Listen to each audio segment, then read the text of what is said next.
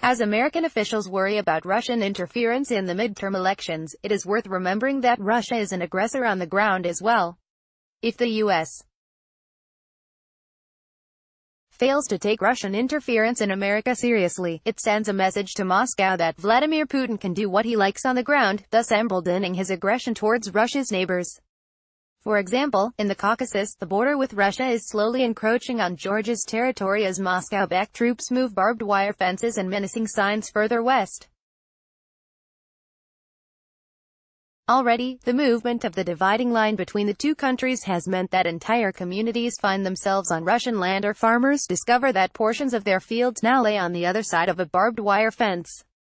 The conflicted border is the result of a nearly 10-year-old conflict between Russia and Georgia that resulted in Russia claiming control over two Georgian territories, South Ossetia and Abkhazia.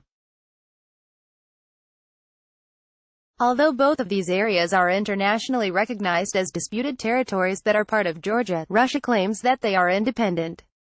Essentially, the independent states are occupied by the Russian military backed by Moscow and continue to pose a threat to Georgia. As a Heritage Foundation report details, since the 2008 invasion, South Ossetia and Abkhazia essentially have become large Russian military bases. The goal of the Russian strategy of borderization is to divide communities and further claim Georgian territory as Russian. Since 2011, the Heritage Foundation has found 56 incidents at 48 different locations. According to the European Union Monitoring Mission, which conducts independent monitoring in the area, the threat of the creeping border is ongoing despite the ceasefire deal that stipulated that Russian troops would be withdrawn from the region. The border in Georgia, of course, is just one of many examples of the Russian aggression on the ground, including the annexation of Crimea and destabilization in other parts of Ukraine. Although these simmering conflicts seem far away, it is clear that the intentions and capabilities of Moscow extend beyond spreading disinformation on social media.